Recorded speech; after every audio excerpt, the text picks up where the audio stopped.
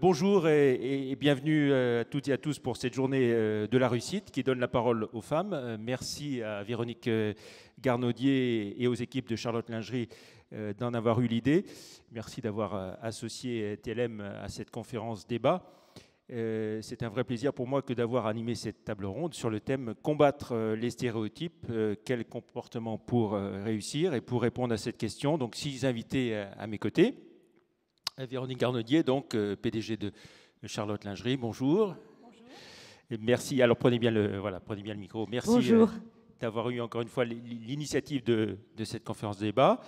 À ma gauche, sans signification politique, Nora Berra, députée européenne, ancienne secrétaire d'État dans le gouvernement Fillon, il y a très peu de temps, et co-fondatrice du Club Convergence. Merci d'être avec nous. À vos côtés, Nathalie Chaise, styliste lyonnaise, qui a été entrepreneur avec un E à la fin de l'année, tout récemment. À vos côtés, Barbara Pastre, directrice de l'agence Vue d'en face Production, c'est bien ça. Et puis présidente de l'association Montpellier-Rennes. Vous nous expliquerez ce que vous avez organisé du côté de Montpellier. Et puis, tout à fait de l'autre côté, nous avons voilà, Claudine Pagon. Voilà, Claudine Pagon, je ne me suis pas trompé. Vous êtes PDG de l'agence Taxi Brousse, voilà, que vous avez créée et qui a rejoint le groupe Insigne il n'y a pas très longtemps, groupe lyonnais, c'est bien ça. Voilà. Et puis, à vos côtés, Miss Charlotte 2013. Voilà, on va expliquer. Miss Charlotte, ce que c'est. Alors, Miss Charlotte, déjà bonjour à tous. Donc, Miss Charlotte, en fait, c'était un concours qui était organisé sur Internet à la base, où les filles s'inscrivaient. Donc, nous étions 1600 inscrites. Il y en a 600 qui ont été présélectionnées. Ensuite, il y a eu 300 personnes qui sont passées devant un jury, donc composé de personnes de la mode, même de Charlotte, bien sûr. Et ensuite, il y a eu la finale à Paris, où là, il restait, je crois, on était 15 filles, et après, une seule. Donc voilà, donc un très beau concours, un très beau parcours. Déjà, je suis très, très fière de représenter Charlotte. Voilà, et Miss Charlotte, elle a un nom, c'est Caroline Fayol, tout à fait. Voilà. Alors, première question que j'ai envie de vous poser à toutes, cette journée de la femme, est-ce que c'est un mal nécessaire, sans mauvais jeu de mots, comme l'écrit Cécile Almonté dans Tribune de Lyon cette semaine? Véronique Garnaudier. Oui, c'est un mal nécessaire parce que je pense que la femme a toutes ses valeurs et elle a toute sa place dans la société économique aujourd'hui. Alors c'est vrai qu'il y a plein de stéréotypes, mais il y a beaucoup de belles choses à faire. Si on a un peu de retard aujourd'hui, c'est une bonne nouvelle parce qu'on a un levier fantastique devant nous. Donc effectivement, je pense que c'est un mal nécessaire. Nora Berra, est-ce que c'est pas courir le risque qu'il y ait, avec une journée de la femme, 364 jours de l'homme? Non, je ne le pense pas du tout. Je pense que la journée, elle reste emblématique du combat que doivent mener les femmes et les hommes pour l'égalité entre les femmes et les hommes. Il y a encore beaucoup de retard à rattraper et c'est pourquoi tant que nous n'aurons pas rattrapé ce retard, eh bien, il faudra nous mobiliser et avoir cette date qui rappelle à tout le monde les enjeux de parité, les enjeux d'égalité professionnelle, dans le monde politique également, dans la vie en société plus largement. Nathalie Chaise, est-ce que ce n'est pas le risque aussi que cette journée, ça soit un peu un alibi, une journée prétexte? Non, je ne crois pas. Il me semble que les femmes aiment peu parler d'elles en général et je pense que c'est bien de faire des journées comme ça pour les forcer à s'exprimer. Et on le voit souvent quand il y a des concours pour, justement, vous parliez de la fête de l'entreprise. Il y a peu de femmes où il y a bientôt la femme en action. Et il y a peu de femmes qui donnent leur dossier. Pourtant, il y a quand même beaucoup de femmes qui ont des entreprises en Rhône-Alpes et qui donnent leur dossier pour essayer d'avoir des trophées. Donc, je pense qu'il faut organiser ça pour pousser les femmes à s'exprimer et à prendre un peu plus de place. C'est pas une façon de se donner une bonne conscience, Barbara Pastre? Non, je ne pense pas. Je suis complètement d'accord avec Nathalie. La différence entre les femmes et les hommes, c'est les femmes, en fait, pensent d'abord à leurs enfants, à leur travail, ensuite à elles-mêmes, alors que les hommes pensent d'abord à leur travail, à eux-mêmes et ensuite à leur famille. Donc je pense que c'était une bonne chose que de nous donner cette opportunité de communiquer. Voilà. Claude Nipagon, mal nécessaire et utile? Oui, tout à fait. Et puis, j'espère que par nos témoignages et toutes les actions, les sujets qui sont développés aujourd'hui dans les médias, on va pouvoir donner envie à d'autres femmes de réussir. Je relèverai juste un paradoxe. Aujourd'hui, on parle de combattre les stéréotypes. Ne sommes-nous pas dans le stéréotype de faire un débat entre femmes pour la journée de la femme? Vous avez quand même eu un homme au milieu. Oui, c'était juste une remarque. Et vous répondez quoi à cette question? Je pense que c'est un stéréotype, à mon avis. Voilà, à combattre. Mais certainement nécessaire. Voilà. Alors, on va faire continuer notre débat. Véronique Garnaudier, donc, pour vous présenter en quelques mots. Donc, vous avez commencé par des études de diététique, et puis vous avez dirigé et créé une salle de sport. Vous avez été séduite, on va dire, par la dimension sociale et le côté convivial de la vente directe. Et vous avez créé donc Charlotte Lingerie en 1994, il y a bientôt 20 ans. Donc, près de 20 ans après, donc on peut dire que cette PME est leader évidemment sur son marché de la vente de lingerie à domicile. Vous employez plus de 3500 conseillères de vente et vous avez encore des objectifs, vous allez nous en dire un mot beaucoup plus important. Vous offrez donc, on peut le dire, à chaque conseillère la possibilité de s'épanouir dans cette activité et vous nous direz quelques exemples assez marquants de réussite que vous avez eu avec vos équipes. Est-ce que, la première question que j'ai envie de vous poser, est-ce que le fait de créer une entreprise tournée vers les femmes et avec des femmes, c'était une évidence pour vous? Alors, une évidence, peut-être pas au départ, mais c'est une très très belle aventure. Alors déjà, pour revenir un peu sur l'histoire, la première entreprise, je l'ai créée, j'avais 22 ans. Donc je pense qu'il ne faut pas avoir peur en tant que femme de se jeter à l'eau. Il ne faut pas attendre toujours après quelque chose, il ne faut pas attendre de tout savoir, de tout connaître, parce qu'on ne commence jamais. Donc je crois qu'une des différences fondamentales, c'est qu'effectivement, la femme, des fois, a peu de confiance, pas assez de confiance en elle, et elle ne se met pas suffisamment en avant. Donc il faut d'abord savoir se jeter à l'eau. Alors bien sûr, après, la vie fait que j'ai une rencontre fabuleuse avec la vente à domicile, et c'est là que je décide de créer Charlotte Lingerie. Donc c'est une aventure absolument fantastique, avant tout une aventure humaine, où j'ai rencontré des gens incroyables, de tous bords et de tout style. Et c'est ce qui fait vraiment la réussite aujourd'hui, c'est cette pluralité et c'est cette dimension sociale. Donc aujourd'hui, effectivement, 3500 personnes qui sont sur le territoire français. À échéance 2014, donc dans un peu moins de 2 ans, nous devrions être 9000, mais là, sur le niveau mondial, puisqu'on a un gros développement à l'international actuellement. Donc ça représente énormément de monde à mobiliser, à trouver aussi, parce que c'est pas si facile que ça, malgré que le métier soit absolument fantastique, puisque c'est un métier à la carte. Les gens travaillent quand ils le souhaitent, en fonction de leur disponibilité, et bien sûr, on les emmène sur un plan de carrière pour tous ceux qui le souhaitent. Très bien. Alors Nora Berra, vous venez du monde de la santé, avant d'avoir été complètement en politique. Vous avez été élu tout d'abord à Neuville, avant de venir à Lyon en 2008. En juin 2009, vous avez été élue députée européenne, puis vous êtes entrée tout de suite au gouvernement à l'occasion du remaniement ministériel, comme secrétaire d'État aux aînés, puis secrétaire d'État à la santé de novembre 2010 à mai 2012. Et puis vous êtes redevenue donc députée européenne en juillet 2012. Vous êtes cofondatrice du club Convergence, dont l'objectif est de populariser les réussites de personnes issues de l'immigration. Vous allez nous en dire un mot. Et vous avez aussi lancé votre think tank politique ici à Lyon, Esprit Neuf, sous la forme d'une association dont vous êtes la présidente. Alors, la première question que j'avais envie de vous poser, c'est, on sait que le monde politique est ultra dominé par les hommes, notamment dans votre parti, l'UMP. Comment est-ce que vous êtes arrivé, vous, à vous faire une place en politique ? Je vois que ça fait sourire mes collègues intervenantes sur la question des partis qui sont encore en retard sur la représentation des femmes. Alors, je pense que à la fois être femme est parfois un frein, mais c'est aussi une opportunité. Et je m'en explique. J'ai commencé effectivement comme conseillère municipale au nord de Lyon parce qu'un maire, le maire de ma commune, avait souhaité que son équipe soit représentative de ses administrés. Donc ça partait d'une intention qui était très, très noble, humaniste, et c'est pour ça que j'ai répondu à son appel. Auparavant, effectivement, une vingtaine d'années comme médecin à m'engager auprès des patients, du sida en particulier. Et l'engagement politique, autant ça peut être facilité par le fait que nous soyons des femmes, parce qu'en effet, il faut en trouver.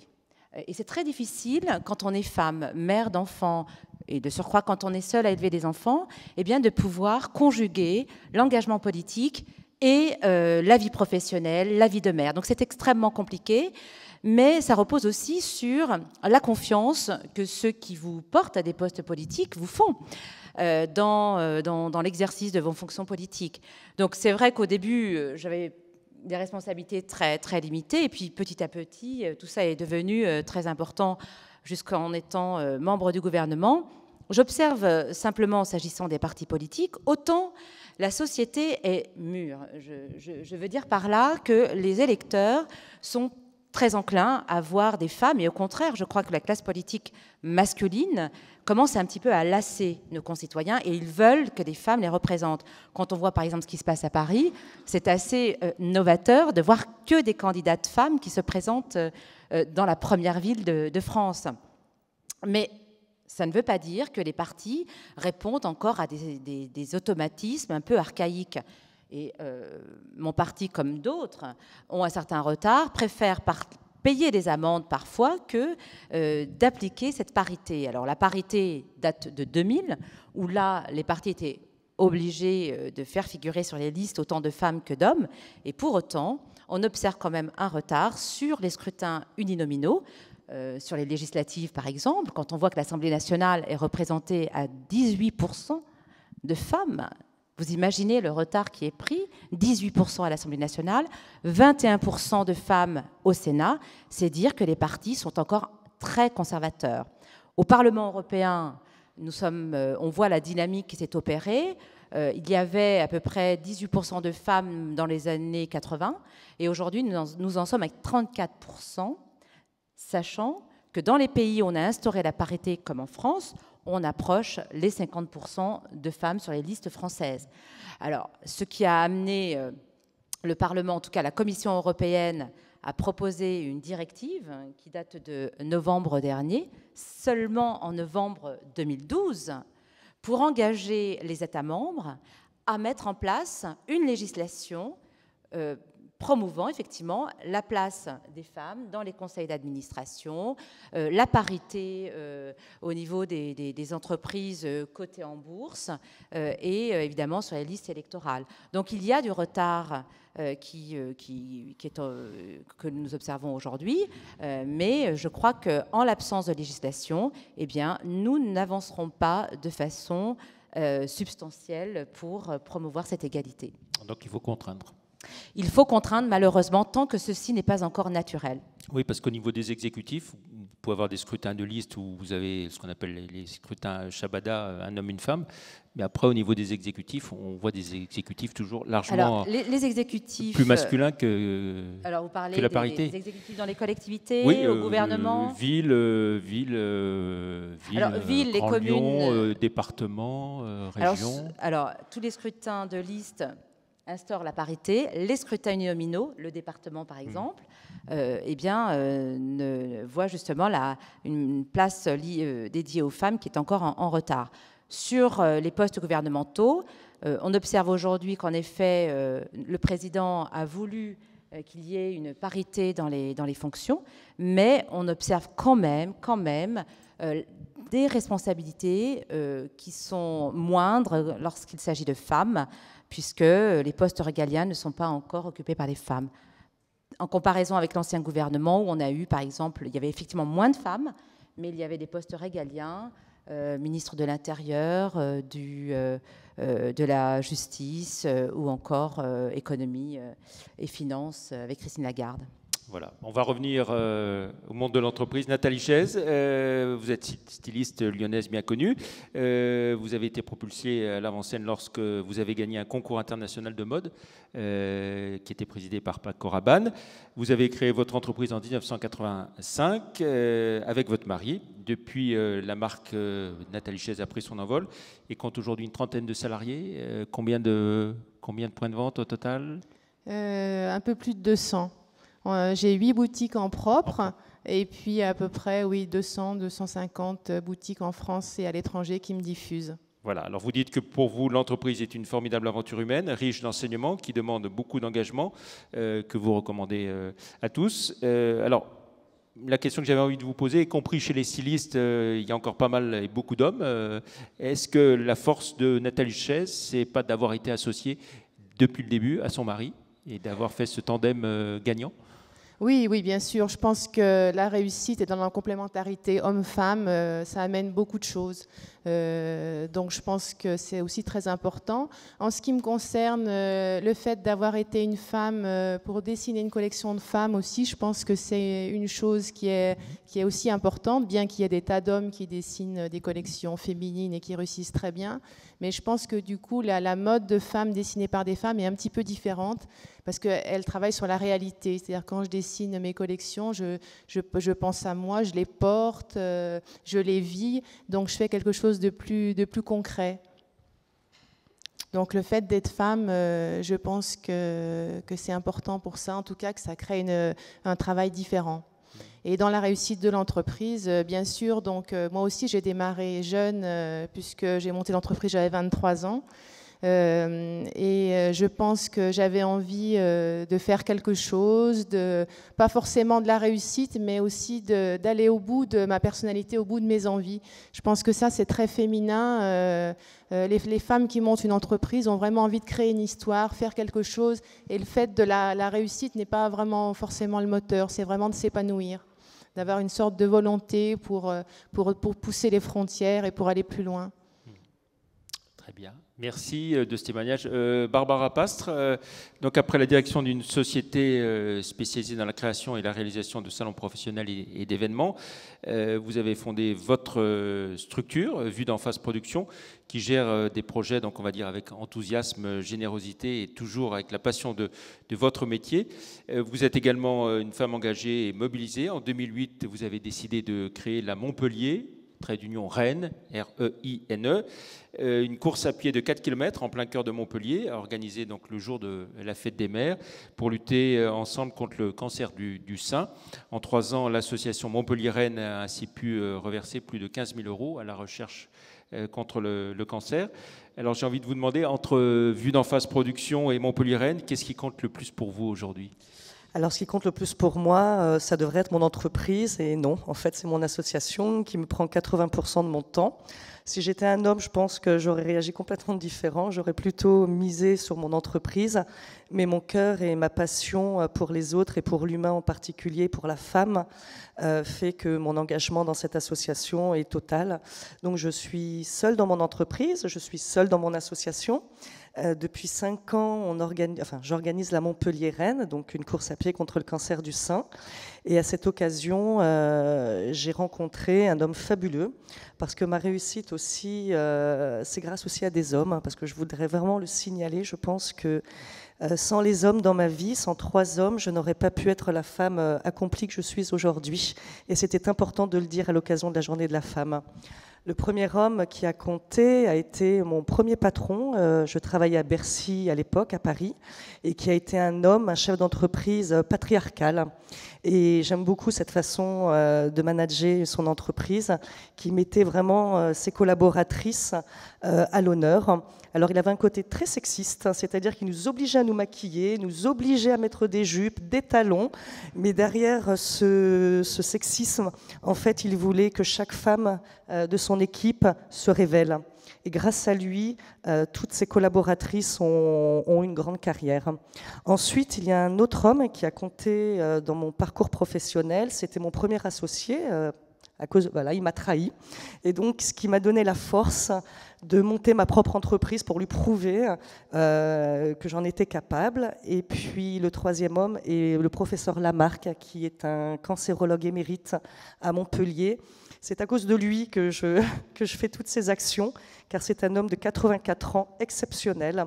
C'est le papa des mains mobiles en France, il faut le souligner. C'est grâce à lui que des camions vont dans des campagnes pour dépister des femmes à partir de 50 ans. Ce professeur Lamarck est un homme extraordinaire, mais chaque fois que je le rencontre, il me donne une idée, et chaque fois je fais un événement qui me prend encore plus de temps. Donc, comme vous l'avez souligné, j'ai décidé de poursuivre mon combat pour sensibiliser les jeunes filles au dépistage du cancer du sein. Je ne suis pas là pour être alarmiste en disant que toutes les jeunes filles vont avoir un cancer du sein, mais je suis juste là pour leur dire que ça n'arrive pas qu'aux femmes de 45 et 50 ans. Donc, je les sensibilise en faisant des actions chocs qui m'ont valu d'avoir plusieurs prix. Alors, je n'essaye pas de faire l'honneur pour mon propre nom, mais c'est vraiment pour mon association, ce qui nous donne un peu plus de courage. Donc le premier événement, on a montré notre poitrine place de la Comédie, où on a eu un retour excellent, c'est-à-dire que lorsque nous sommes arrivés sur cette place, j'avais un petit peu peur de la réaction des jeunes hommes sur cette place, et nous avons eu un accueil plus que formidable, puisque les gens nous ont applaudi, et les larmes sont apparues dans beaucoup d'yeux.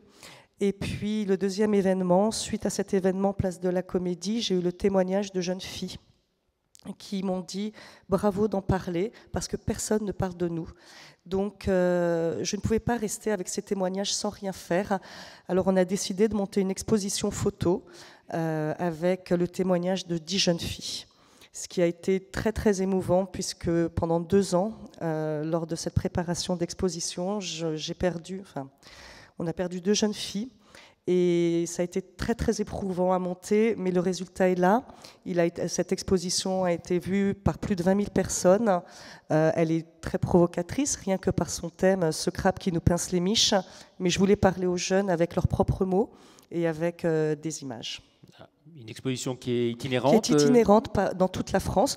Alors pour le moment, elle est sur Montpellier. J'essaye de la faire partir dans toutes les universités en France. Et donc, voilà, je recherche donc bientôt à Lyon, peut-être. Avec plaisir.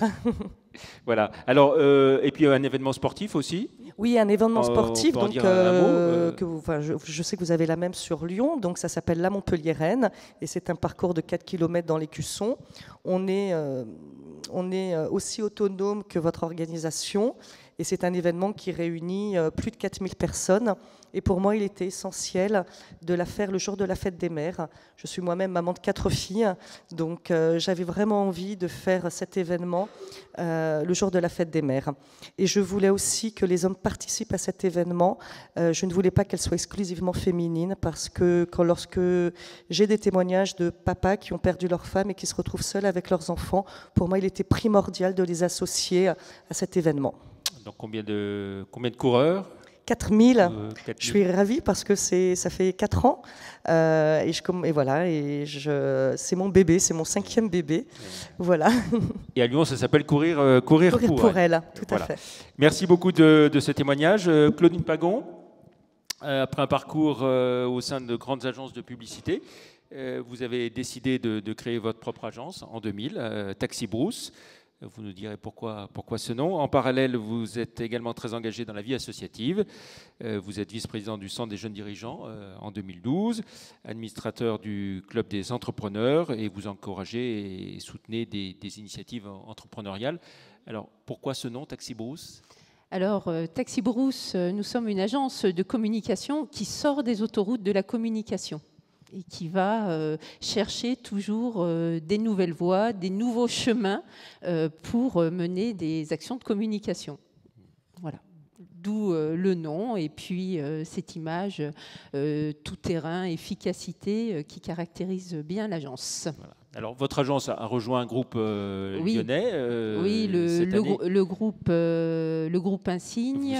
Donc, vous avez gardé vos responsabilités dans l'agence. Est-ce que on vous a confié des responsabilités au niveau de l'ensemble du groupe Oui, alors bien entendu, c'est d'ailleurs le challenge qui m'intéressait dans ce rapprochement avec Insigne, c'est que l'idée, c'est de créer un groupe de communication qui offre les services des grands groupes de communication, mais en rassemblant et fédérant des indépendants qui continuent d'exercer dans leur propre structure, qui ont leurs propres compétences et expertises, et ensemble participent au développement de la marque Insigne sur une logique de comité exécutif, de comité de direction, etc.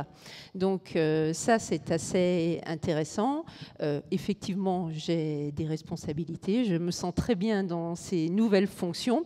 J'ai juste une remarque, c'est que dans notre groupe qui représente à peu près une centaine de collaborateurs, on est quasiment à la parité, ce qui est très bien. Dans le comité exécutif où on est 15 personnes autour de la table, je suis la seule fille. Donc voilà, toujours le même constat qui est bien représentatif de notre société. Donc dans un métier qui est quand même assez féminin, parce que la communication est un univers dans lequel il y a beaucoup de femmes qui travaillent, on les retrouve dans des postes, mais dès qu'on atteint des postes de direction, de responsabilité, eh bien, il y en a moins. Dans un monde de la communication, on entend sans arrêt dire qu'on s'adresse aux ménagères de moins de 50 ans en communication télévisée. C'est quelque chose qui vous agace, qui vous hérisse le poil ? Forcément. Forcément, et c'est pour ça que j'aime bien ce terme de stéréotype, parce que pour moi, combattre les stéréotypes, c'est au quotidien, c'est en permanence. J'ai pas le sentiment aujourd'hui d'avoir des difficultés à progresser, à créer, à avancer, aucune. On est vraiment dans une société en France qui nous offre toutes les possibilités, il n'y a aucune différence. Cependant, les stéréotypes, donc les éléments un peu plus culturels, ce sont des petites remarques au quotidien, ce sont souvent dites avec beaucoup de bienveillance, mais qui représentent des stéréotypes. J'en ai une qui revient régulièrement, surtout du coup quand on est dans un univers masculin. Vous vous exprimez sur un sujet, vous annoncez quelque chose, vous avez un avis qui s'avère quelque temps après, et là on vous dit « Ah, ça c'est l'intuition féminine ». Non, c'est peut-être de l'expérience, une réflexion, une compétence. Mais... Pour vous, c'est pas une qualité, l'intuition ? Non, c'est pas la qualité première que je revendique dans mon métier. Je revendique avant tout d'être compétente, professionnelle, de faire mon métier, et absolument pas d'avoir une intuition féminine. Absolument pas. D'accord. C'est pour ça que je dis, c'est dit avec beaucoup de bienveillance, oui. C'est gentil, oui. Sauf que c'est caractéristique d'un stéréotype. Oui. Une femme, elle a une intuition féminine, mais elle n'a pas forcément une réflexion ou une... Enfin, positiver en disant qu'avoir de l'intuition, ça peut être visionnaire aussi d'une certaine façon. Oui, mais j'aimerais à la rigueur mieux entendre... Tu as été visionnaire, que c'est l'intuition féminine. C'est pas visionnaire qui est utilisé comme terme, bon, justement. Donc on dira visionnaire plutôt qu'intuition à l'avenir. Oui. Véronique Arnaudier. L'intuition, c'est tout, mais pas forcément féminine. C'est le terme féminine qui est compliqué. C'est féminine. Voilà. C'est féminine. Véronique Arnaudier, ces stéréotypes, allez, on leur fait leur sort rapidement. Oui, je suis complètement d'accord avec Claudine. À part celui-là. Je pense qu'il y a quand même une réelle compétence qui doit s'afficher en premier avant une intuition qui peut être tombée du ciel comme ça un matin quand on se lève. C'est effectivement un stéréotype qu'il faut combattre. Je crois que ça, c'est important. Maintenant, pour le combattre... Si on essaie de refaire leur sort à d'autres stéréotypes, rapidement... Je pense qu'en fait, la femme, elle doit prendre sa place. Il ne faut pas attendre qu'on nous la donne. Ça, je crois que il faut être déterminé. Parce qu'effectivement, il faut combattre ces stéréotypes. Il faut vraiment... voilà, c'est pas quelque chose qui va être évident. On ne va pas vous donner forcément la place que vous avez envie. Il faut aller la chercher. Ça veut dire qu'il faut croire en soi, il faut se battre contre tout ça. Et finalement, c'est un combat plutôt sympathique quand on le mène à bien. Il ne faut pas avoir peur. Il ne faut pas avoir peur de se jeter à l'eau. Il ne faut pas avoir peur d'avoir ce genre de réflexion. Il faut savoir rebondir dessus. Il ne faut pas s'enterrer avec ça, parce que sinon, ça a tendance parfois à nous mettre un peu la tête dans l'eau. Et il faut au contraire se dire, pas du tout. Ma position, effectivement, l'intuition était peut-être bonne, mais c'est au travers de la stratégie que j'ai menée, c'est ma réflexion que j'ai menée. Et je peux vous assurer que ça peut avancer comme ça, mais ce n'est pas que de l'intuition. Très bien. Comment est-ce que vous expliquez chacune vos réussites dans vos domaines différents? Barbara Pastre. Alors, je pense que moi, il a fallu que je me batte dans ce milieu événementiel qui est souvent masculin dans tout ce qui est technique. Et il a fallu que j'apprenne vraiment la technique pour prouver que j'étais égale aux hommes, surtout quand je travaillais à Bercy. C'est-à-dire que j'ai vraiment appris tous les mots techniques pour avoir une crédibilité, ne serait-ce qu'un kilowatt, ce que c'était, combien on pouvait mettre d'appareils sur une prise lors de salons professionnels, et donc prouver encore plus nos compétences pour être crédibles. Ensuite, je pense que ma réussite, c'est plutôt ce côté humain, ce côté rock'n'roll que j'ai pas ma langue dans ma poche, mais j'aime beaucoup les hommes, et je crois que c'est de faire, alors cette sensibilité qu'on nous dit souvent, c'est pour ça que je vous rejoins aussi sur cette intuition, souvent pour la Montpelliéraine ou pour les autres événements choc, on me dit souvent, mais toi c'est normal, t'es une pétroleuse. Alors oui, je suis une pétroleuse. Une pétroleuse, c'est une femme un peu rock'n'roll qui bouge. Mais c'est pas juste ça, c'est que je me suis battue aussi. Et ma réussite fait que j'ai des enfants qu'il faut que je nourrisse. Et je me suis battue et j'ai eu peur au début. Sincèrement, j'ai eu très très peur d'entreprendre parce que quand on est responsable et qu'on est seul avec 4 enfants, ma dernière à 6 mois, je vous assure que ça fait très peur. Et en fin de compte, il faut avoir du courage et de se dire que on pourrait faire n'importe quoi, n'importe quel métier, du moment qu'on a confiance en soi. Et si j'ai vraiment un conseil à vous donner, c'est ayez confiance en vous et vous pourrez tout faire. Et je crois que c'est ça le succès de notre réussite, en tous les cas de la mienne, c'est avoir confiance et se dire, à partir du moment où vous avez une idée, y croire, ne pas écouter les mauvais augures ou ne pas écouter les gens qui ont peur, parce que la peur empêche d'avancer. Voilà, moi ça a été plutôt ce chemin-là. Nathalie Chaise, est-ce que vous diriez que votre réussite est une réussite liée à vos qualités de femme? Oui, enfin je crois que les réussites sont liées à ses qualités personnelles. Le fait d'être une femme, j'en parlais tout à l'heure, c'est peut-être pour ma création, ça m'a aidé, mais je pense qu'on l'a en soi. Qu'on a envie de réussir, de faire quelque chose. C'est une sorte de volonté, c'est beaucoup de travail aussi, puis aimer son travail. C'est l'histoire d'une passion. Je pense qu'il faut avoir une passion aussi pour pouvoir se lever le matin et avoir envie de faire quelque chose et d'avancer. Je crois qu'en tant que femme, on a peut-être aussi besoin plus de sens que les hommes. C'est-à-dire que dans ce qu'on fait, il faut qu'il y ait un sens. Donc moi, j'ai toujours eu cette recherche de sens. Je me suis aussi engagée dans une association pour aider les femmes en difficulté lors d'entretiens d'embauche. C'est-à-dire qu'une femme est en difficulté, elle n'a pas de moyens, elle a la chance d'avoir un entretien d'embauche, mais elle ne sait pas comment s'habiller pour pouvoir se présenter. Donc j'offre des vêtements pour qu'elle puisse aller à cet entretien d'embauche. Donc je crois qu'aussi on a ça, c'est que c'est pas que la réussite, c'est une espèce d'épanouissement qui est en nous, et donc du coup c'est une vraie force pour avancer. Véronique Garnedier, est-ce qu'on peut dire qu'il y a un type de management féminin? Alors probablement qu'on est beaucoup dans l'affect, effectivement. Je pense qu'on a peut-être une sensibilité assez importante. On est peut-être un tout petit peu moins cartésienne, bien que je pense qu'on travaille beaucoup là-dessus aussi, pour avoir quand même des fondamentaux forts et puissants pour réussir. Mais effectivement, on est beaucoup dans l'affect. On le voit par les témoignages. On veut donner du sens. On s'engage avec son cœur. Voilà, on mène un combat, mais qui doit effectivement être basé sur la relation. Je crois qu'aujourd'hui, c'est vraiment une chose qui est importante pour nous toutes. Nora Berra, on disait tout à l'heure qu'on ne voulait pas opposer les hommes aux femmes, mais dans un monde où les postes à responsabilité sont largement trustés, je le disais tout à l'heure par les hommes, et où il y a toujours de fortes inégalités de salaire, d'accès aux responsabilités, il faut quoi? Il faut des lois, des décisions contraignantes pour imposer un certain nombre de choses? À un moment, je crois qu'il faut passer par la loi, et je vois, en tout cas, j'observe l'évolution qui s'est opérée dans la représentation politique des femmes. On l'a vu avec la loi sur la parité qui a été mise en œuvre à partir de 2000. Mais on voit que ça ne suffit pas, je l'ai dit tout à l'heure, quand il faut investir des femmes sur leur nom. Et donc là, il y a un véritable rattrapage à opérer.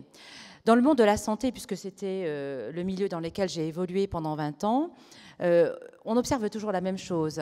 C'est-à-dire les femmes sont engagées, elles ont Elles sont très investies pour répondre aux besoins de santé de leurs patients. Quand il s'agit d'accéder à des postes à responsabilité, on voit toujours la cooptation des hommes par les hommes. Et c'est vrai que lorsque j'étais secrétaire d'État à la santé, j'intervenais devant, c'était la conférence des doyens des facultés de médecine. Alors habituellement, on dit « mesdames et messieurs », mais là, j'ai failli dire que « messieurs », il y avait une femme. J'ai dit « messieurs, il y a une dame », mais bon, je leur ai quand même passé le message, parce qu'en effet, les femmes ont aussi leur valeur ajoutée dans la direction des universités, des hôpitaux. Je vous rappelle que sur les établissements de santé en France, 11% simplement de membres de conseil d'administration des hôpitaux sont représentés par des femmes. Et un directeur sur 4 est une femme aujourd'hui. Donc il y a dans le monde de la santé, dans les postes managériaux, il y a véritablement un retard. Alors évidemment, le levier que nous avons à notre disposition, c'est la loi. C'est pourquoi la loi de 2011, la loi, vous en avez parlé tout à l'heure, Copé-Zimmermann, mais en application, en tout cas une représentativité à hauteur de 40% dans les conseils d'administration, 20% dans les conseils d'administration, dans les bureaux exécutifs de compagnies cotées en bourse. Alors 20%, c'était d'ici à 2014. On observe qu'on a dépassé les 20% en juin 2012. Donc oui, la loi fait bouger les lignes, et parce que ce n'est pas quelque chose de naturel, et il faudrait attendre des générations et des générations pour voir les femmes exister aux côtés des hommes, qu'il faut effectivement passer par la loi. Quand Najat Vallaud-Belkacem dit aujourd'hui les entreprises où il y a des inégalités de salaire hommes-femmes, on fera payer des pénalités, vous vous dites bravo? Alors, je dis que l'intention est belle. En pratique, ça risque d'être beaucoup plus compliqué qu'on ne le pense. Parce que vous avez ici des chefs d'entreprise. Comment mettre en évidence sur des critères objectifs qu'il y a une parfaite égalité entre deux collaborateurs, hommes et femmes? Je crois que ça va être très difficile. Moi, je renvoie aux partenaires sociaux, effectivement, de mettre tout en œuvre pour que l'égalité à l'intérieur de chaque entreprise puisse s'exercer. Mais légiférer, qui dit légiférer, dit sanction. Il faudra, alors l'intention est très belle et noble, mais dans la mise en œuvre de cette loi, j'ai du mal encore à voir les modalités et les critères de jugement pour mettre en évidence effectivement les différences entre deux postes, l'un occupé par une femme et l'autre par un homme, parce qu'on voit tout de suite des arguments qui vont s'élever sur la question de l'expérience, du diplôme, même si alors, en matière de savoir-faire... à compétences égales, voilà, ancienneté équivalente, même ça va être, donc vous êtes d'accord pour dire que ça va être du cas par cas. Et les sanctions législatives existent déjà, donc c'est là où on va demander aux dirigeants d'entreprise qu'elles en pensent de cette annonce de mesure. Pénalité pour les entreprises qui ne respectent pas les égalités de salaire hommes-femmes. En fait, si je regarde à mon niveau, je ne connais pas de différence entre les hommes et les femmes. Donc, ce que je voudrais juste revenir sur ce côté, on parle toujours de la loi en termes de contraintes, en termes de pénalités, mais il ne faut pas oublier que, justement, en ce qui concerne les femmes, avant tout, la loi, ça a permis. Ça a permis de voter, ça a permis de passer le baccalauréat, ça a permis, etc. etc. Donc, il y a tout l'aspect positif derrière la législation. Alors aujourd'hui, peut-être qu'on est arrivé à une société où tout est acquis et la loi est plus sur une logique répressive, mais avant tout, c'est ce qui a permis les évolutions de la société. Je regardais les portraits de ces personnes illustres, c'est que des hommes. Donc on vient quand même d'une société qui, au départ, n'était que de culture masculine. Donc c'est bien par des progressions, par la loi, par des avancées qui ont fait qu'aujourd'hui, on puisse avoir l'égalité à tous les niveaux. Et plus se poser de questions, oui.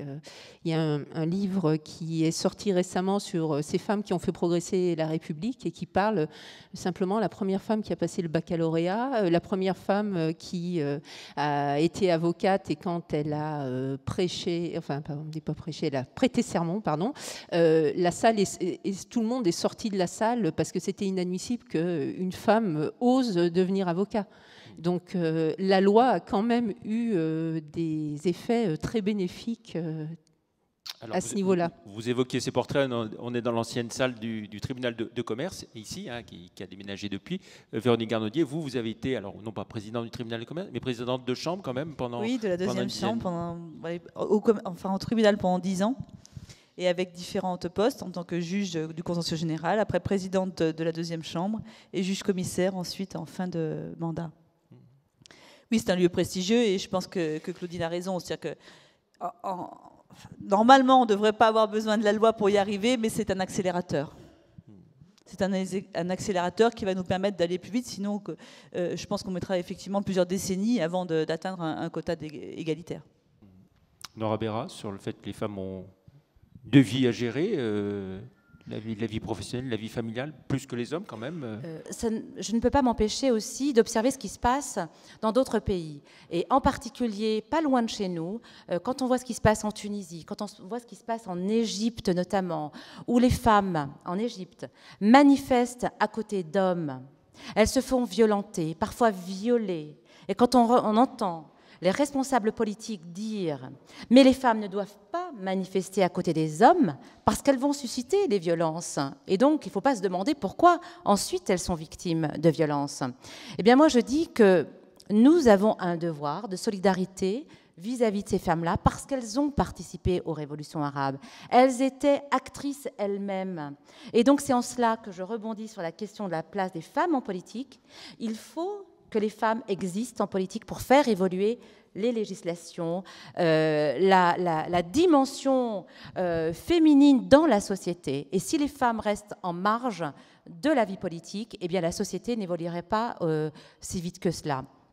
Et ça me fait là aussi penser à l'initiative d'Hillary Clinton en décembre 2011, où j'étais invitée à une table ronde à Washington, où elle a souhaité donner la parole à des femmes qui avait réussi, et son projet s'appelait les femmes dans les services publics, comment promouvoir les femmes dans les services publics globalement. Et vous aviez des femmes venues du monde entier. Elles étaient, je crois, 1 millier.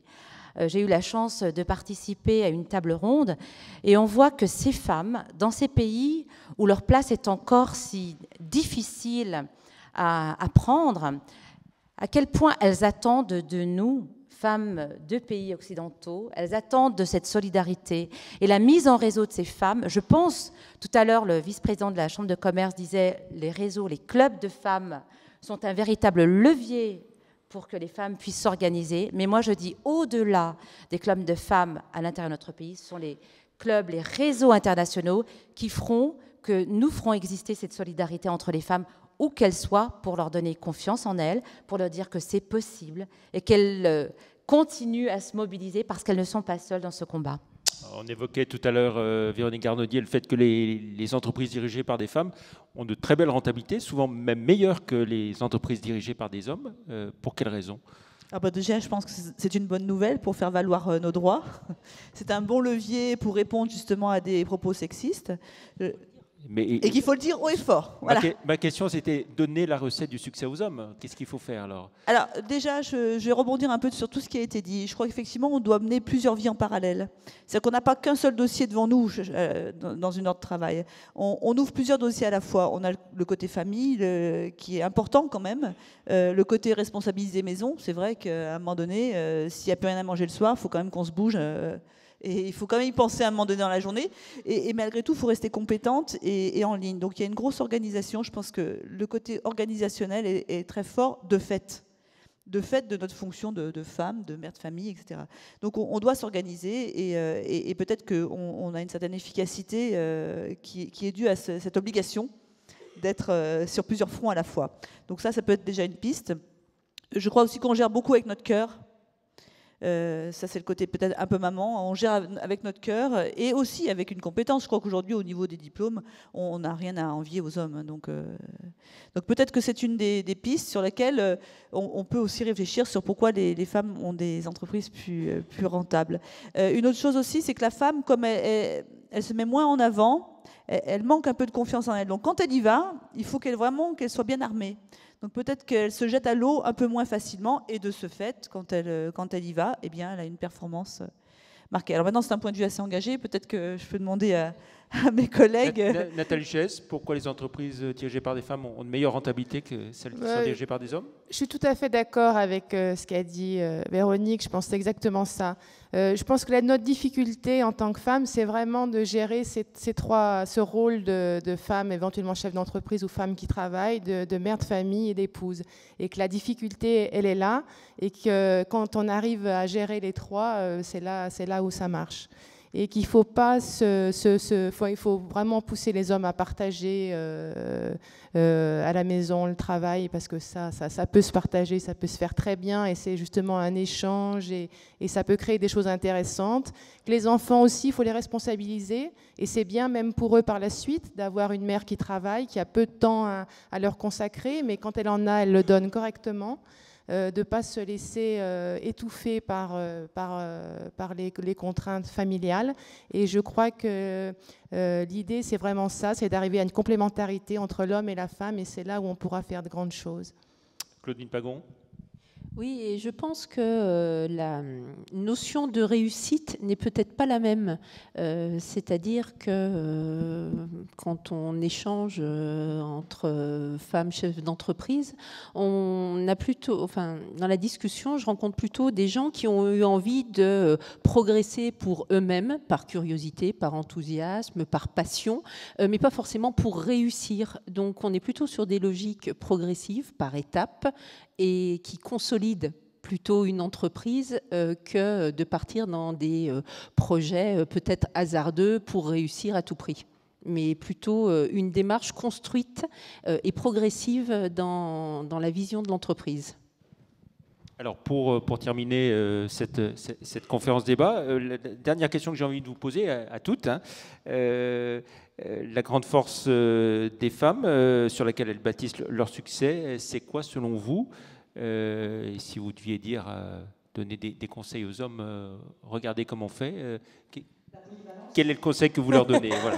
La polyvalence, alors on n'est pas magicienne, je vous assure, mais par contre je crois que le sens de l'organisation est tellement important, et puis je pense que les femmes sont des résilientes, c'est-à-dire que malgré les épreuves de la vie, on rebondit parce que c'est important, on a un exemple à donner à nos enfants, et je crois qu'il ne faut pas se laisser aller, et donc leur montrer qu'on est là, qu'on avance malgré tout, malgré les coups de la vie, et voilà, moi je pense que c'est vraiment ce sens de l'organisation, cette polyvalence, cette envie.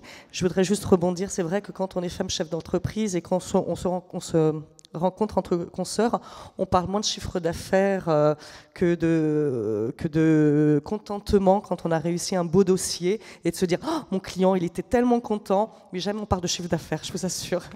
Voilà. La grande force des femmes, Nathalie Chess, c'est quoi? Là, ben oui, c'est ça. Je pense, c'est la passion. C'est vraiment l'organisation, la polyvalence, le côté passionné, le côté maternel, tout ça. Nora Béra.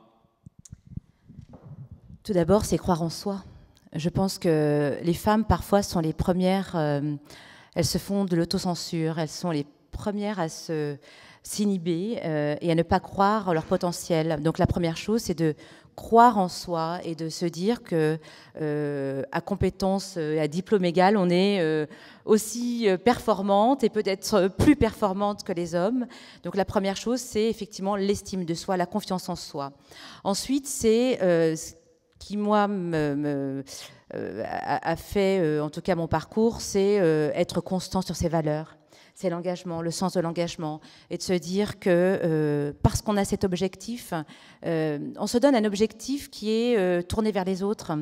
Je pense qu'on partage peut-être une phrase qui dirait une vie réussie s'organise non pas autour de soi-même, mais autour des autres. Et c'est ce qui peut-être résume un peu les témoignages des unes et des autres. C'est cela. Pour ma part, l'engagement politique, c'est véritablement être constant sur ses valeurs, sur son engagement, son regard porté vers les autres, et puis un sens managérial teinté évidemment de plus de sensibilité et d'empathie, et d'écoute peut-être pour mieux développer les individus qui nous entourent. Le développement des individus, je pense que c'est un défi à relever pour rendre des équipes performantes et aller de l'avant. Très bien. Caroline Fayolle, la grande force des femmes, c'est quoi, selon vous? La force des femmes? Oui. La force des femmes, à mon niveau, je dirais, oui, c'est... Je pense que les femmes peuvent peut-être mieux réussir par rapport à tout ce qu'on a dit aussi, parce qu'elles sont mieux organisées, qu'elles pensent pas au chiffre d'affaires, à tout ça, qu'il y a vraiment ce côté social, ouvert, communication, pas par profit en fait. Je pense que quand elle parle à des gens, bien sûr il y a aussi le côté du travail, par exemple pour rencontrer des personnes. Moi j'en rencontre tous les jours et je sais que c'est des personnes qui vont pouvoir me faire grandir, me faire évoluer, puis m'emmener vers un chemin par rapport aux gens que je vais rencontrer. Je vais suivre un petit peu ce chemin et me dire là-dessus ça me fait ma force, j'ai appris ça, je vais apprendre autre chose avec d'autres personnes, je vais essayer d'en emmagasiner le plus pour ensuite que ça me fasse cette force, cette coquille qui va faire aussi que comme ça, on ne va pas s'auto-censurer, parce que c'est vrai qu'on a l'habitude de se mettre un peu en retrait, alors que je pense qu'il faut vraiment aller de l'avant et montrer qu'on est là, qu'on existe et qu'on peut réussir vraiment si on le souhaite et si on a la volonté d'aller au bout de ses pensées, de son rêve et d'entreprendre vraiment le maximum, quoi. Claudine Pagon, la grande force des femmes, c'est quoi ? Je dirais c'est d'oublier qu'on est des femmes, mais de penser qu'avant tout, on est un individu. Donc, avec des qualités, des défauts, avec une expérience, avec bien une culture, ce que nous ont transmis nos parents, enfin, tout ce qui fait notre force en nous, mais sans justement se dire « Ah oui, je suis une femme, donc va falloir que je sois comme ça. Puis finalement, je suis blonde, alors il faut que je sois comme ça. Et puis j'ai tel âge, il faut que je sois... » On s'en sort plus. C'est plutôt ce qu'on a en nous qui est important, et de se dire avant tout, je suis un individu parmi tant d'autres dans la société qui est toute diverse, et je ne suis pas une femme, mais avant tout un individu. Je suis Claudine Pagon et je fais ce auquel je crois. Très bien, merci. Le mot de la fin, donc la grande force des femmes, Véronique Garnaudier, et puis le sentiment que vous avez à l'issue de cette conférence débat. Eh bien, écoutez, la grande force des femmes, peut-être aussi, c'est de savoir surprendre. Je crois qu'on ne l'a pas beaucoup évoqué, mais on a une palette d'outils à notre disposition. C'est vrai que je rejoins complètement tout ce qui a été dit, mais on est capable aussi d'afficher son chiffre d'affaires et sa rentabilité sans avoir honte. Au contraire, ça calme tout de suite. Et puis après, je pense qu'on est beaucoup plus à l'écoute de soi-même quand effectivement on s'est mis sur ce terrain d'égalité, et qu'après on peut partir sur des vraies valeurs qui nous engagent. Je pense qu'aussi on a cette notion peut-être de partage. On partage beaucoup, on se réunit souvent, on échange aussi. Et quand on cesse de partager, on commence à mourir. Donc je pense que si on continue à partager beaucoup, on va aller de l'avant et on va aller loin. Merci beaucoup à vous six d'avoir participé donc à cette conférence débat dans le cadre de cette journée de la réussite, et ces femmes qui prennent la parole. Et je tenais à vous dire aussi que la grande différence aussi que moi je mesure dans mon métier de journaliste, c'est que quand on interroge les femmes, au moins elles répondent aux questions et elles manient un petit peu moins la langue de bois. Merci à vous tous d'avoir participé à ce débat.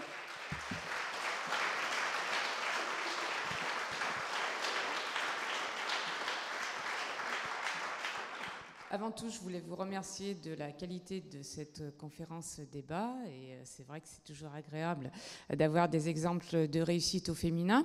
Donc pour ma part, je travaille en association avec des collègues masculins dans un cabinet de ressources humaines où je suis également polyvalente avec le recrutement de cadres dirigeants, l'accompagnement de managers et la formation professionnelle avec animation d'équipe et autres.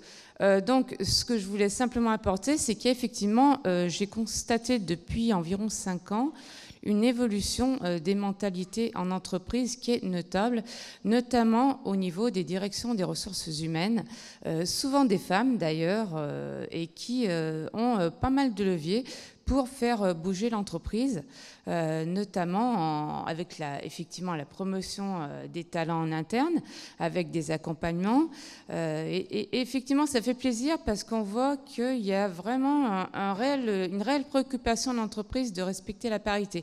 Je suis totalement d'accord avec Nora Béra, il faut des lois, parce que sans les lois, ça ne pourrait pas bouger. Et ces lois sont quand même souvent des leviers pour faire réfléchir les entreprises qui ont actuellement des gros beaux projets en cours. Je pense notamment au Grand Lyon avec Irène Gazelle qui est DRH et qui a fait quelque chose de sensationnel pour la parité dans le Grand Lyon. Mais effectivement, ça permet en tout cas d'avoir des réflexions, d'être obligé de se pencher sur ce problème, entre guillemets, et d'amener des solutions. Donc on a effectivement au niveau des cadres beaucoup de femmes, de plus en plus de cadres. On a une évolution des mentalités au niveau de la génération Y, et merci, parce qu'effectivement, ce souci aussi de trouver un équilibre entre la vie personnelle, entre la vie professionnelle, et que ça rentre dans la logique en entreprise. Je suis passionnée par mon job et je suis passionnée aussi par les risques psychosociaux qui touchent en majorité des femmes qui effectivement arrivent à des problèmes de déséquilibre parce qu'avec la pression, on ne leur permet pas d'avoir une vie de famille équilibrée. Et ça, c'est vraiment une condition pour être efficace et performant en entreprise, et je fais beaucoup d'animations là-dessus. Pour être efficace et performant en entreprise, ça passe par un équilibre. Donc le message, c'est qu'effectivement, des hommes et des femmes, mais c'est vraiment indispensable que chacun puisse être épanoui. On parle de bien-être au travail et ça passe par le respect effectivement de la vie privée, la possibilité en tout cas aux femmes, et elles sont excellentes à des postes de direction, d'avoir aussi une vie privée. Voilà, donc c'est ce que je voulais rajouter. Je vais terminer. Oui. Et simplement qu'une femme qui a réussi, bravo, parce qu'on a aussi un autre jugement de valeur dont on n'a pas parlé. Quand une femme est en plus jolie dans un environnement masculin, c'est encore plus dur et on lui fait encore moins de cadeaux parce qu'il faut qu'elle démontre 2 fois plus ses compétences. Donc ça, heureusement, c'est aussi en train de changer et je suis assez confiante sur les années à venir. Voilà, je vous remercie de m'avoir écouté. Merci de votre témoignage. Sur cette question de la pression dans les entreprises et de la difficulté de pouvoir parfois être épanoui et oui, alors je crois que ça rejoint beaucoup à tout ce qu'on a dit. Effectivement, quand par exemple on a des enfants en bas âge malades, souvent on va dire voilà, c'est la femme qui doit rester à la maison pour. Donc c'est là où on doit faire évoluer aussi les choses. C'est que le papa est tout aussi compétent pour s'occuper de l'enfant malade. Donc on peut se dire, effectivement, c'est à nous aussi d'instaurer ça dans le couple. C'est de dire, voilà, cette fois-ci, ça va être moi, mais la fois prochaine, ça sera toi. Il faut aussi s'obliger un peu à ça. C'est-à-dire que c'est à nous, en tant que femmes, là, pour le coup, de se dire, non, c'est pas parce que je suis la maman que c'est systématiquement moi qui vais rester. On peut comprendre aussi, des fois, des positions entrepreneuriales qui disent, si à chaque fois qu'il y a quelqu'un de malade, vous n'êtes pas là, il ne faut pas vous plaindre après. Donc je comprends aussi cette position assez masculine. Il faut aussi que nous, on soit honnête avec ça. C'est-à-dire qu'à un moment donné, il faut qu'on se dise, effectivement, ils ont besoin de nous au boulot. Si on a un souci au niveau familial, il faut savoir le gérer autrement. Oui, Barbara Pastre. Oui, en Islande et en Suède, il y a une loi qui est passée, qui est très très bonne, c'est qu'on oblige le papa à avoir un congé parental de 3 mois. Et il a interdiction de le donner à sa femme. Donc ce qui fait qu'il y a dès le début un affect avec l'enfant en bas âge qui est maternant pour l'homme. Et je trouve que c'est bien fait, ces lois. On devrait peut-être en prendre exemple. Moi, j'ai de la chance, j'ai le papa de mes enfants qui est très, très, très maternel, c'est-à-dire que quand je suis enceinte, c'est lui qui a les symptômes, donc ça me va très, très bien. Et voilà, donc j'ai de la chance d'avoir choisi quelqu'un qui est très féminin dans ses fonctions. Oui, Nora Bérin. Je voudrais simplement rebondir sur la question des parents. Je pense que là, on évoque beaucoup les parents, la famille classique avec le père et la mère. N'oublions pas qu'il y a quand même un certain nombre de femmes qui élèvent seules leurs enfants et c'est beaucoup plus difficile pour elles. Notamment, je donne un exemple sur la question de la garde des enfants pendant les vacances, où souvent les femmes se voient imposer les périodes de vacances, notamment l'été, et qui sont des périodes qui ne sont pas synchrones par rapport à la répartition entre les 2 parents. Et il n'y a pas de loi à faire dans ce sens, mais simplement sensibiliser les chefs d'entreprise à cette question, les RH aussi, d'être beaucoup plus attentifs aux contraintes des femmes seules et pendant les vacances scolaires notamment. D'autres questions ?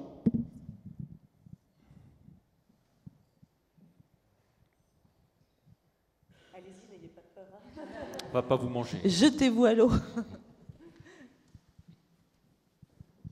Oui. Une femme. Il faut qu'ils réfléchissent, les hommes, pour tenter de trouver la question à poser. Bonjour à toutes et à tous. Je voulais rebondir sur la particularité d'une femme seule qui devait élever ses enfants. C'est mon cas. Donc j'ai dû élever mes enfants seule et donc être affrontée dans le milieu professionnel par les absences, donc ce qui a ralenti ma carrière. Et tous les hommes ne sont pas présents, particulièrement je dois vraiment élever seule mes enfants. Donc c'est un engagement, mais c'est un plaisir également. Donc ce n'est pas toujours facile. Mais je suis confiante. Merci. Alors, je dois dire également que j'ai élevé mes enfants seuls, hein, c'est-à-dire que j'ai été séparée, ils avaient 1 an et 3 ans, donc vous imaginez bien que ça a été un peu le cauchemar. Mais ça nous oblige à développer des aptitudes. Probablement que j'ai dû bosser un peu plus, probablement qu'effectivement je faisais des horaires de folie, mais derrière, ça m'a fait grandir, ça m'a beaucoup armée, et du coup, après, j'ai pu mener des vrais combats entrepreneuriaux. Donc voilà, il ne faut pas avoir peur de ça. C'est vrai qu'à un moment donné, il faut se lever très tôt, il faut se coucher très tard si on veut tout faire. Mais du coup, ça développe en nous des qualités d'adaptation, des qualités d'organisation qui font que plus tard, vous arrivez vraiment à vous distinguer. Oui, je voulais dire à peu près la même chose. J'en parle avec d'autant plus de facilité que j'ai été moi aussi concernée à élever seule mes enfants qui avaient 4 ans et 5 ans. Donc tout ce temps-là, qui ont 18 aujourd'hui et 17 ans. Donc, et en particulier dans la vie politique, avec des déplacements fréquents. J'imagine que quand on est responsable d'une entreprise, c'est pareil.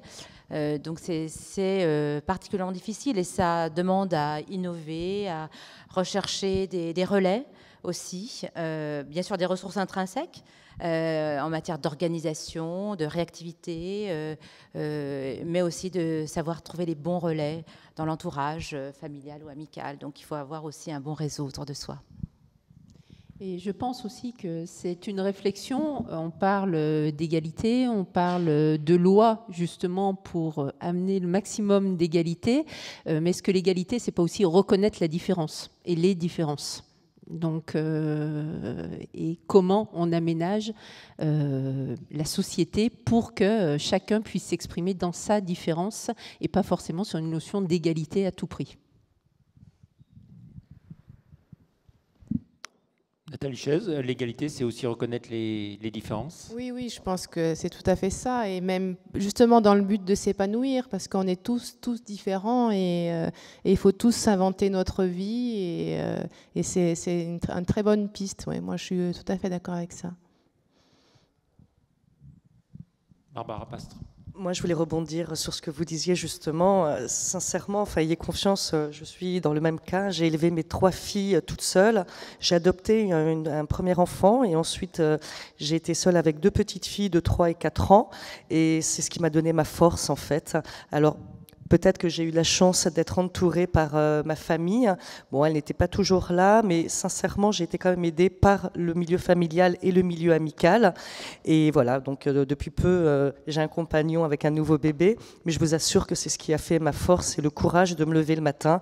Alors oui, des horaires extensibles, c'est-à-dire que quand les enfants sont couchés, on ne regarde pas la télé, on ne lit plus, mais par contre, on travaille. Et c'est un réel plaisir parce que quand vous voyez vos enfants qui voient concrètement ce que vous faites, et le plaisir de mes enfants et le plaisir, alors même si ça fait 5 ans que je ne me suis pas versé de salaire, parce que c'est aussi ça le monde de l'entreprise, je fais passer mon entreprise avant tout pour qu'elle se pérennise, mais lorsque je peux partir en voyage avec mes filles et leur offrir un week-end ou une semaine de vacances ensemble, où je n'ai pas ce rôle de maman, enfin je l'ai, mais je profite de chaque instant avec elles, c'est tellement valorisant que je recommencerai demain. Voilà.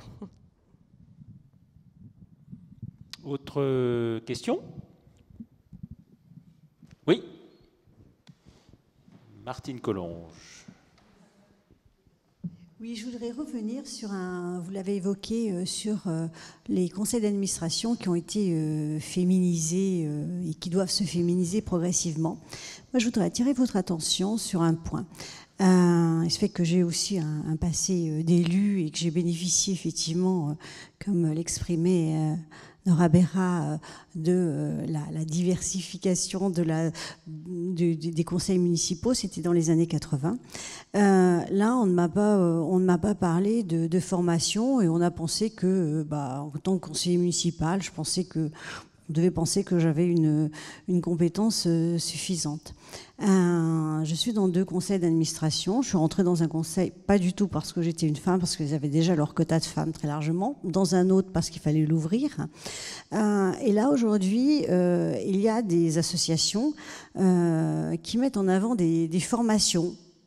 Alors, moi, je vous pose la question. Aujourd'hui, il y a des conseils d'administration qui ont bien fonctionné, d'autres qui ont moins bien fonctionné, où il n'y avait que des hommes, pratiquement. Hein. Donc la réussite n'est pas, j'allais dire, de ces conseils d'administration. Et je suis assez choquée, quelque part, qu'aujourd'hui, on dit « Ah oui, il faut former ces femmes qui vont rentrer dans les conseils d'administration ». Je pense qu'on a tous des compétences, et vous l'avez tous bien exprimé dans cette table ronde. Donc soyons vigilants aussi. Nous soyons vigilants, et je dis vigilants volontairement, hein, en incluant les hommes, de faire attention de ne pas se laisser enfermer dans des formations en disant « Ah bah oui, vous allez rentrer dans des conseils, donc oui, il faut des formations ». Alors, qu'on le fasse effectivement en se disant « Bah tiens, sur cet aspect des choses, je connais mal, sur la stratégie, sur les aspects finances, je vais peut-être me former, oui, c'est naturel ». Mais se dire « Ah, on va faire des formations, on va les certifier ». Non, faisons attention de ne pas nous loger dans des petites cases qui nous nuisent à terme. Voilà mon témoignage. Merci beaucoup. Réaction sur cette vigilance à avoir Oui, c'est toujours la même, les stéréotypes, la segmentation, on codifie et il y a des a priori, comme les femmes vont rentrer dans les conseils d'administration, il faut les former. Parce que, quelque part, elles ne doivent pas avoir les capacités. Alors, on ne s'est jamais posé la question pour les hommes. Donc, oui, vous avez complètement raison. Et quand je parle de combat quotidien et en permanence, c'en est un. Nora Bérin. Oui, je voudrais donner une petite anecdote. C'était il n'y a pas si longtemps que ça, lorsque, au niveau de la Banque centrale européenne, il a fallu trouver un membre qui devait être renouvelé. Alors évidemment, dans une perspective d'équilibrer les hommes et les femmes, il a été question de chercher d'abord une femme. Et on n'a pas trouvé, enfin, je n'étais pas concernée, hein, mais il n'a pas été trouvé de femmes qui avaient les compétences suffisantes pour siéger au conseil d'administration. Donc, ils se sont rabattus sur une candidature masculine. Ça veut dire quoi? Non pas qu'il faut promouvoir les femmes à tout prix, même si elles n'ont pas le niveau requis, mais ça veut dire qu'en amont, rien n'est fait. On n'a pas suffisamment fait pour que les femmes progressent dans leur carrière, acquièrent des compétences et des savoir-faire pour qu'on puisse immédiatement aller les chercher et pour qu'elles soient opérationnelles immédiatement. Il y a aussi, et je rebondis aussi dans ce que vous dites, c'est-à-dire qu'au niveau des ressources humaines, dans l'évolution des carrières des femmes, on doit absolument avoir une politique proactive dans un plan de carrière pour les femmes, parce que le jour où on cherche effectivement des compétences, on puisse trouver sous la main des personnes qui soient immédiatement opérationnelles. Donc il y a aussi un travail en amont à mener. Et donc là, je crois qu'il faut aussi accélérer le pas dans les entreprises. On dirait, alors c'est un sentiment, je ne sais pas si il est confirmé dans toutes les entreprises, mais que les femmes sont plutôt sur des fonctions d'expertise, les RH, la communication, que des vraies fonctions opérationnelles qui leur permettent du coup d'accéder à des postes stratégiques pour l'entreprise. Alors, je ne saurais pas l'expliquer, mais vous donniez l'exemple quand vous êtes allé à Bercy où vous avez tenu à comprendre comment fonctionnait la technique. Et je pense que si vous étiez pas rentré dans ces fonctions opérationnelles précises, vous n'en seriez peut-être pas où vous en êtes aujourd'hui. Et il y a peut-être soit une crainte, soit peut-être une angoisse pour les femmes de se dire je vais me confronter dans l'entreprise à des vraies fonctions de production opérationnelle et pas forcément rester qu'au niveau de l'expertise, du conseil et être le numéro 2 ou la personne dans l'ombre qui conseille, mais quelqu'un qui est vraiment au premier plan. Alors oui, dans la réponse aussi qu'apporte la femme, il faut aussi qu'on évolue, enfin les faire évoluer. Quand on propose un poste important à une femme, souvent, elle peut avoir une réaction de se dire est-ce que vraiment je suis capable? Et c'est insupportable parce que finalement la personne qui est en face, ça lui met le doute du coup. Est-ce qu'elle est capable? Si elle me dit, un homme ne dira pas ça. Même s'il ressent exactement la même chose, il ne dira pas est-ce que je suis vraiment compétent? Il le pensera peut-être, mais il ne le dira pas. Donc peut-être qu'aussi il faut faire évoluer ce sentiment de toujours voilà, est-ce que vraiment j'en ai les compétences? Bien sûr que oui, donc il faut aller de l'avant. Hein. C'est l'autocensure des femmes elles-mêmes. Autre question? Oui. Waouh! Ah, un homme, bravo! Merci pour l'accueil. Je vais parler au nom de ces messieurs. On n'est pas beaucoup dans la salle, on est 3, 4. Bref, je m'appelle Franck. Il y en a un qui est parti là. Il y en avait un de plus tout à l'heure. Donc, alors, en fait, j'aimerais d'abord vous féliciter, mesdames. Pourquoi? Parce que être femme dans la société d'aujourd'hui, c'est quand même pas facile. C'est le moins qu'on puisse dire. Vous avez des responsabilités professionnelles à assumer comme nous les hommes. Mais nous, l'avantage, c'est quand on est un homme, souvent, en règle générale même, derrière, en fin de journée, on peut assumer d'autres responsabilités, par exemple politiques. C'est plus facile pour nous, ou associatives. C'est plus facile pour nous, puisque dans le couple, souvent, c'est la femme qui s'occupe de nos enfants. C'est un vrai problème, à mon avis, de culture, et pas forcément un problème de loi ou de logique de quota. Moi, la logique de quota me gêne. Parce que quand je vois, par exemple, je pense à la patronne de Yahoo, on a l'impression qu'on l'a nommée patronne de Yahoo parce que c'est une femme, justement. Ça me gêne. Je me dis que finalement, on rentre dans une logique de quota. On l'a peut-être nommée simplement parce que c'est une femme. En plus, c'est une belle femme, par rapport à ce que vous disiez tout à l'heure. Donc, ça me gêne, franchement, ces discours-là de quotas en politique, moi qui fais un peu de politique, aussi sur Villeurbanne, les municipales qui approchent, c'est une liste de 55 noms qu'il faut trouver pour Villeurbanne. La moitié est réservée aux femmes. On n'arrive pas à trouver les femmes. On ne les a pas. Mais pourquoi? Parce que simplement, vous avez vos responsabilités souvent familiales derrière. Et les hommes, nous, on l'a moins dans notre culture, ça. Pourquoi? Parce que souvent, on a été élevés de cette manière-là aussi. On reproduit que le modèle de nos parents qui nous ont donné. Voilà, maman était à la maison et papa était au boulot. Alors ça évolue, hein, heureusement. Mais je pense que c'est vraiment un problème de mentalité. L'été dernier, j'ai eu la chance d'aller en Suède pendant une bonne semaine. Et je me suis aperçu, à Stockholm, qu'à 16h, la Suède s'arrête de travailler. Alors c'est bien, hein. On se dit, tiens, on est où là? C'est bizarre. On a l'impression que la Suède, quand même, c'est dynamique. Mais ils s'arrêtent de travailler simplement parce qu'il n'est pas normal d'avoir une vie de famille et d'avoir un boulot en même temps. C'est-à-dire qu'à 16h, tout le monde doit aller chercher ses enfants à l'école, le père et la mère compris. Donc je pense vraiment qu'il faut travailler plutôt sur les mentalités, sur une éducation, bien faire comprendre aux hommes que la place de la femme est la même que l'homme. Et en fait, ça revient à ce que vous avez dit tout à l'heure. Nous sommes, nous tous, des individus à part égale et avec des compétences plus ou moins égales.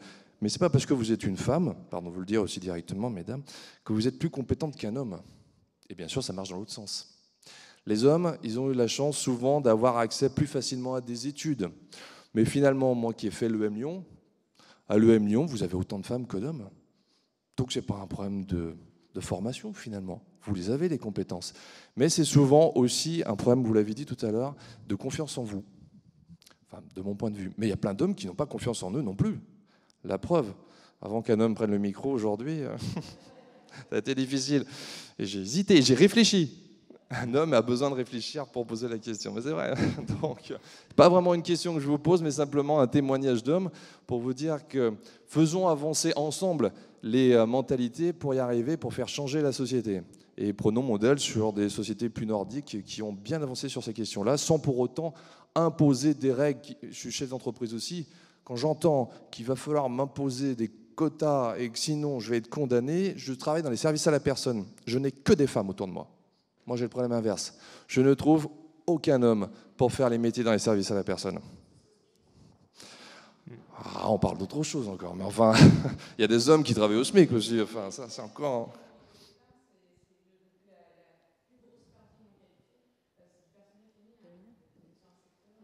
C'est vrai. C'est vrai, mais les hommes travaillent aussi au SMIC dans certains autres domaines. Effectivement, le problème de la rémunération, mais enfin là, on part peut-être sur un autre sujet. Mais voilà, le problème de logique de quota me gêne, donc faisons évoluer la société. Merci. Je voudrais... Nora Béra. Oui, oui, allez, deuxième homme, voilà, ça y est.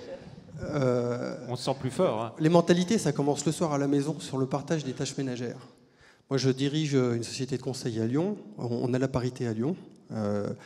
L'angoisse du soir de récupérer les enfants, d'aller faire les courses et d'assurer le... les femmes sont, si elles sont les femmes les plus performantes, c'est celles qui ne sont pas préoccupées de tout ça, c'est-à-dire qu'il y a un partage à la maison des tâches. Ça commence par ça, les mentalités. Donc moi, je pousserais les femmes à partager les tâches à la maison. Et ça va, c'est la première chose, la première brique. Et ça participe à... Alors, les femmes savent faire plein de choses, mais au bout d'un moment, on n'est pas des superwomen comme vous toutes en face. Hein. Donc, des fois, on a ses propres limites et on ne peut pas tout assumer. Et s'il y a peut-être plus de risques psychosociaux chez les femmes, c'est peut-être aussi qu'il y a trop de choses. Donc, il faut partager, et surtout à la maison le soir. C'était pas une question, c'était ma pierre. Nora Béra. Oui, je voulais dire que éduquer, faire bouger les mentalités, c'est très bien et on est tous d'accord là-dessus. Simplement, si on devait se contenter que sur cette évolution de la culture française, on pourrait attendre des décennies. Et les femmes resteraient frustrées, justement, face à ce plafond de verre. Donc, à un moment donné, on est bien obligé de légiférer et d'instaurer effectivement des quotas, mais ça ne veut pas dire qu'il faut promouvoir des femmes du fait de leur genre, du fait qu'elles soient femmes. Mais bien entendu, ça sous-entend la question des compétences. Et moi, ça me rappelle évidemment un autre enjeu, puisqu'on parle de minorité aujourd'hui, de minorité visible. La question de la diversité, c'est exactement la même chose. À un moment donné, dans le monde de l'entreprise, dans le monde politique, il faut promouvoir la diversité culturelle.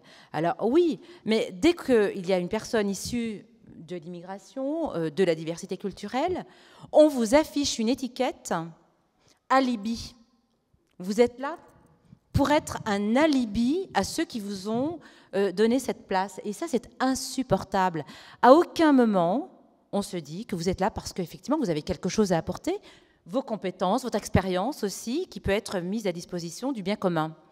Et donc, alors je ne dis pas que les femmes sont une minorité, au contraire, elles sont une majorité, et pour autant, elles sont confrontées à la même problématique que les questions de diversité. Alors, autant nous avons légiféré pour les femmes, parce que c'est la moitié de l'humanité, et Hillary Clinton disait, comme elle disait faire avancer les... J'avais retenu cette phrase que je trouvais très intéressante. Elle disait, c'est en aidant les femmes qu'on aidera le monde. Et elle disait aussi, il ne peut pas y avoir de véritable démocratie si la voix des femmes ne sont pas entendues. Il ne peut pas y avoir de véritable démocratie si les femmes ne se voient pas proposer des opportunités pour prendre des responsabilités pour leur propre vie. Et il ne peut pas y avoir de véritable démocratie si tous les citoyens ne participent pas pleinement à leur vie dans leur propre pays. Donc les femmes sont la moitié de l'humanité, elles sont majoritaires d'ailleurs, elles dépassent un peu plus de 50%, mais sur la question de la diversité, c'est une minorité. Et là, la minorité, on n'a pas de quota, parce qu'on ne peut pas établir de critères objectifs qui mesurent la question de la diversité culturelle, parce que les quotas ethniques ne se font pas. Et donc, à partir du moment où il n'y a pas de diagnostic partagé, il ne peut pas y avoir d'objectif à atteindre. Et donc, on reste là sous des questions de colorer des listes, d'alibi, et ça, c'est véritablement insupportable. Donc, on est dans les mêmes enjeux, mais à un moment donné, il faut activer des leviers pour que les choses se passent. Sinon, eh bien, on attend au portillon. Allez, je vais vous taquiner, Nora Béra. La plus grande gentillesse par rapport à ces alibis que vous évoquez, la plus grande gentillesse qui a été dite sur Ramayad, quand elle a été promue, c'est quand même une femme qui l'a prononcée, Roselyne Bachelot, qui a dit « Heureusement qu'elle n'est pas homosexuelle et handicapée, sinon elle serait première ministre ». Mais tout à fait. Voilà, c'est exactement ça. Et ça vient de la société entière. Je ne dis pas que c'est un propos sur la question de la diversité culturelle. Pour le coup, c'est l'ensemble qui est parfois enclin à tenir ce genre de propos. Donc on voit, c'est une femme vis-à-vis d'une autre femme, donc c'est d'autant plus difficile, effectivement. Alors femme et diversité, je vous laisse imaginer. Oui, Barbara Prost. Moi, je voudrais vous donner aussi un petit message d'espoir. J'ai eu l'opportunité d'organiser pendant 5 ans des salons sur la création et transmission d'entreprises, où en fait, il y a des institutions qui offrent des microcrédits à des femmes, je vais trop vite, des microcrédits, et on s'aperçoit en fait qu'en Afrique et qu'en Asie, c'est souvent des femmes qui demandent ces microcrédits. Donc voilà, c'est l'avenir. Je crois qu'il faut leur faire confiance. Il faut absolument, parce qu'il n'y a qu'elles qui demandent des microcrédits pour entreprendre. Oui.